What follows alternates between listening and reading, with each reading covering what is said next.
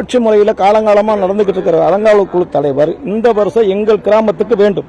இதை அதில் ஆதிக்க சக்திகள் நாங்கள் வரக்கூடாது என்று அவங்க ரொம்ப எங்களை எதிர்க்கிறாங்க. எங்களை தரக்குறைவான வார்த்தைகளை சொல்லி எங்களுக்கு வரி வாங்க முடியாது அப்படின்னு 2 கிராமத்தை ஒதுக்கி வச்சு எங்கள் சமுதாயத்தையே ஒதுக்கி வச்சுட்டாங்க. அதனால நாங்கள் மாவட்ட ஆட்சியாளர் மனு கொடுக்க வந்திருக்கோம். மாவட்ட ஆட்சியாளர் முறையாக இதுக்கு நடவடிக்கை எடுக்க வேண்டும். மாவட்ட ஆட்சியாளர் மற்றும் காவல்துறை கண்காணிப்பாளர் அவர்களையும் சந்தித்து இது சம்பந்தமாக மனு கொடுக்க வந்திருக்கும்.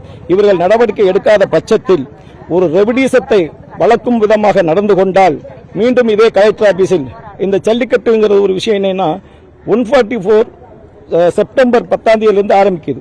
இதையும் 4 பேருக்கு மேல் கொடக்கூடிய விதி இருந்தும் பலாயிரக்கணக்கான மக்கள் இந்த ஜல்லிக்கட்டு நடத்துறதுக்கு எந்த வகையில் அடிப்படையில் அனுமதி கொடுக்கிறார்கள்? கொடுக்க முடியாது. இது இன்னொரு விஷயம், ராமநாதபுரம் மாவட்டத்துக்கு ஜல்லிக்கட்டு நடத்தவே அனுமதி இல்லை. கோர்ட்டு உத்தரவுப்படி ராமநாதபுரம் மாவட்டத்தை எங்கேயும் நடத்த முடியாது. அப்படி இருக்கிற போது நாங்கள் ராமநாதபுரம் மாவட்ட ஜல்லிக்கட்டு எங்கு தரக்கூடிய நடத்துவோமே என்று சொல்லி அச்சடித்து பல லட்ச கணக்கில் வசூல் செய்துள்ளார்கள். இப்படி ஒரு சமூக விரோதிகள் மீது தக்க நடவடிக்கை எடுக்க வேண்டும். தரைக்குறைவா பேசுறாங்க, வெளியில போன்னு சொல்றாங்க. எங்களுக்கு சுழற்சி முறையில இந்த வருஷம் தலைவர் போஸ்டிங் வரணும்.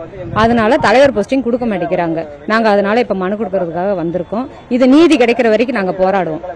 உண்ணாவிரதம் இருக்கும். இந்த போராட்டம் நீடிக்கும். என் பேரு முனீஸ்வரி. எங்களை வெளியே தள்ளி உங்களுக்கு எந்த உரிமையும் கிடையாது அப்படிங்கிறாங்க. அதை மீறி இப்ப அவங்க எருது கட்டுறதுக்கு ஏற்பாடு பண்ணி கொண்டு இருக்கிறாங்க. அதை பண்ண விட மாட்டோம். நாங்களும் தற்கொலை செய்யறதுக்கு ரெடியா இருக்கிறோம். 2 கிராமத்துக்காரங்களும் தற்கொலை செய்யறதுக்கு ரெடியா இருக்கிறோம். இதை எங்களுக்கு தாலுகா ஆபீஸ்ல எங்களுக்கு அது நல்ல ஒரு முடிவு கிடைக்கணும். தற்கொலைன்னா எங்களை கோயிலை விட்டு நீக்கிட்டாங்களே. நாங்க பரம்பரையா எங்க தாத்தா தோட்டக்காடு எங்க குடியிருப்பு தரக்குடியில உள்ளதுதான். அது எங்களை வெளியே தள்ளிட்டாங்க. கோயிலை விட்டு வெளியே தள்ளிட்டாங்க. நாங்க காலங்காலமா வரி கொடுக்கிறோம். நாங்க இன்னைக்கு நேத்து கிடையாது. எங்க தாத்தாவுக்கு தாத்தா காலத்துல இருந்து நாங்க வரி கொடுத்து நாங்க அதுல இருக்கோம். தோட்டக்காடும் குடியிருப்பும் சேர்ந்து இப்ப எங்க 2 கிராமத்தையும் ஒதுக்கி அவங்க நடத்துறாங்க. இதுல வேற சல்லிக்கட்டு வைக்கிறாங்க. நாங்க இவ்வளவு நாளா நாங்க பாடுபட்டுட்டு இப்ப எங்களை வெளியே விட்டு எங்களை ஒரு மாதிரி அவங்க எகழ்ச்சியா பேசி அவங்க முடிவு வெட்டிக்கிட்டு இருக்காங்க. இதை கேட்டுக் கொடுக்கணும் தாலுகா ஆபீஸ். செய்திகளை உடனுக்குடனும் துல்லியமாகவும் தெரிந்து கொள்ள சப்ஸ்கிரைப் பண்ணுங்க.